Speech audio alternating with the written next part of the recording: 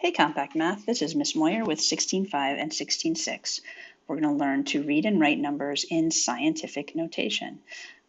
This is a pretty important topic. You're going to see this a lot in high school, probably next year as well.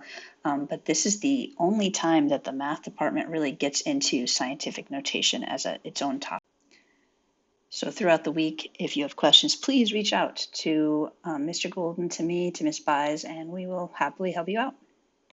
So I have a powers of 10 chart here, and we're going to start with 10 to the 6th. And you should know by now that 10 to the 6th means 10 times itself 6 times. So what ends up happening is we get 1 million. So 10 to the 6th is 1 million, a 1 with 6 zeros. 10 to the 5th is 100,000. 10 to the 4th is 10,000. 10 to the 3rd is 1,000. 10 to the 2nd is 100. 10 to the 1st is 10. And what you just learned last week about exponent rules is anything to the 0th power is 1. You also learned about negative exponents last week. So remember, 10 to the negative 1st means 1 over 10. So when you divide that out, you get 0.1.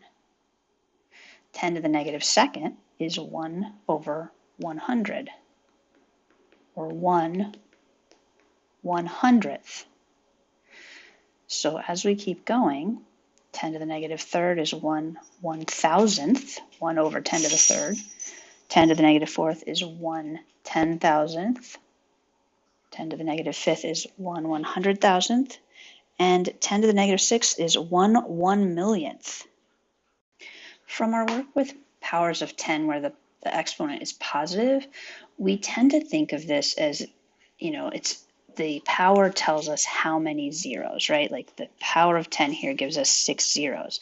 The problem is that that's really misleading. It's not necessarily about the zeros, because when we look at our negative ones, we're going to exclude the placeholder 0 at the beginning, but we only have 1 0 here, 2 zeros here, 3 zeros here. It doesn't totally work out.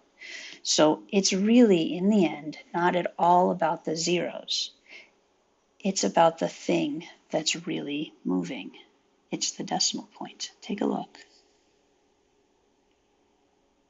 So 10 to the 0 is a 1 with a decimal point immediately after it. And the power of 10 tells you how far to move the decimal. So to get to 10 to the 1st, you've moved the decimal place 1 to the right. 10 to the 2nd, you're moving the decimal place 2 to the right. And that's where those 2 zeros come from, because we have to fill in those little empty spots. When we're going backwards, here we have a negative exponent, and it keeps working. 10 to the negative 2nd, you've moved that decimal place twice. And that concept is really fundamental to understanding scientific notation. So in your notes, you'll see the definition of scientific notation. It says a number is written in scientific notation when it is represented as the product, meaning multiplication, the product of a factor and a power of 10. The factor must be greater than or equal to 1 and less than 10. So we've got our number here in scientific notation. So this is 8.3 times 10 to the negative 7th. So here we have two questions that are asking us if these numbers are written in scientific notation. So there were several factors that we need to look out for. One is that factor between 1 and 10. Could be equal to 1. So the question here is 5.9 between 1 and 10? That is true. So that's okay. The next thing is that it needs to be multiplied by a power of 10, and that's also true. So this is a yes. Now the other one here, B, has to fall into here. So this 0.9, is it between 1 and 10? This is not true. So this is a no. So to write a number in standard form when it's written in scientific notation, the exponent indicates how many places to move the decimal point. So if the exponent is positive, you're going to move that decimal point that many places to the right. If the exponent is negative, you're going to move the decimal point that many places to the left. So it's all about that decimal place. Don't worry about the zeros. The zeros are just placeholders. So we have to write these numbers in standard form, take them out of scientific notation. So 3.22 times 10 to the negative fourth. So we take our factor and we're going to move the decimal point that many places. It's negative, so it's moving 4 spots to the left. 1, 2, 3, 4. So I'll plop that down and I need to fill in with zeros. So this is my scratch work. It's not really a nice looking final answer. So we need to rewrite it. So this decimal point is going to go away. It's getting moved over there. So the final answer is 0.000322. And you can include a leading zero if you like. You don't have to, but that's what 3.22 times 10 to the negative fourth means.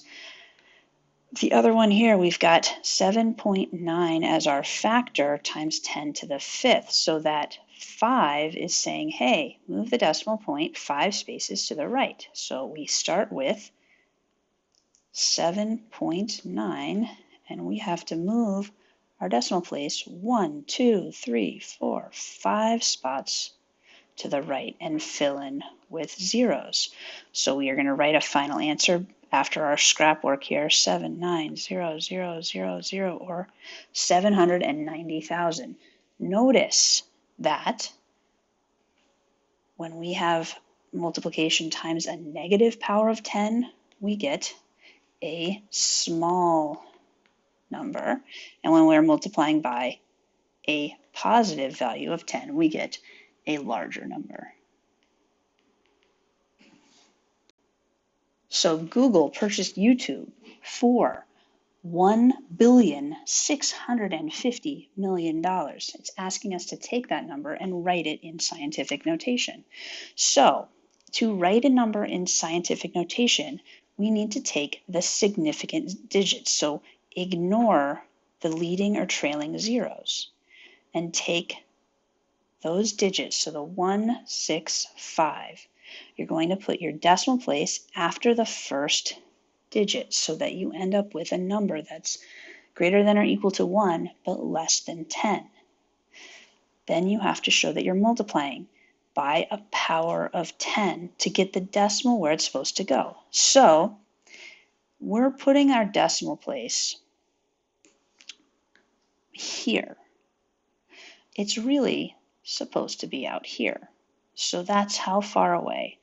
I need them to the reader to move this decimal place to the right 1, 2, 3, 4, 5, 6, 7, 8, 9 times.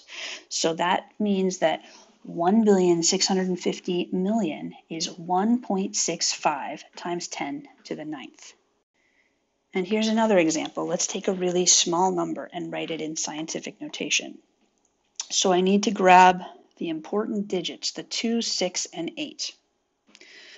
I need to put the decimal place after the first digit so that I get a factor between 1 and 10. And I'm going to be multiplying it by a power of 10 to take this decimal point that I've moved to here and put it back where it's supposed to go.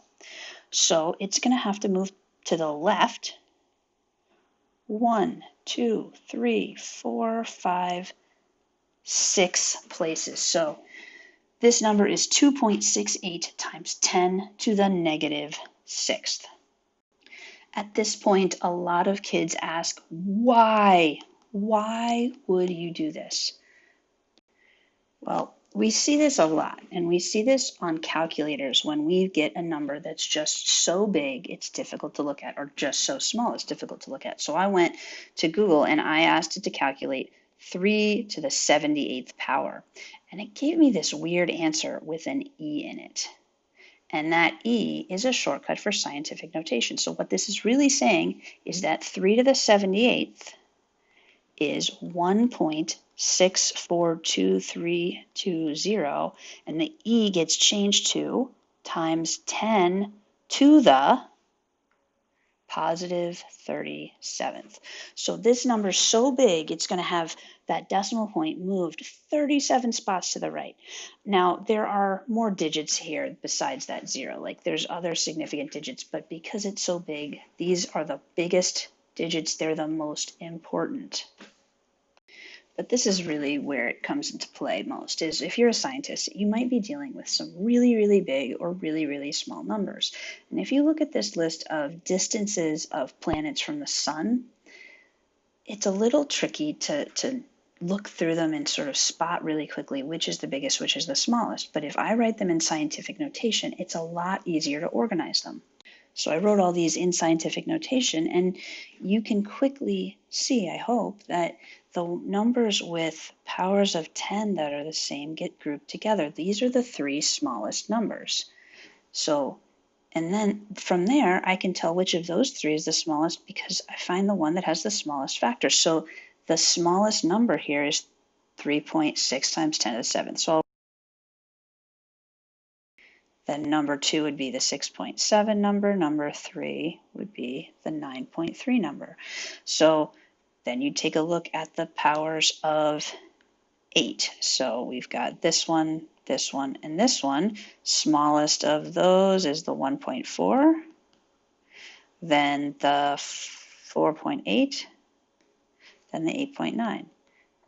So it makes it really easy to organize your information when you've got a lot of these really big numbers with lots of zeros, and instead of counting out the zeros by hand, you can just quickly look at that exponent to see the magnitude, how big these numbers are. So your assignments, page 740, 19, and 21, and page 746, 3 through 9 odd. This is only 6 questions. I know this was a little bit of a longer video. It's pretty important. Didn't want you to spend too much time on the other homework. So get those done, send a picture, and have a great rest of your day.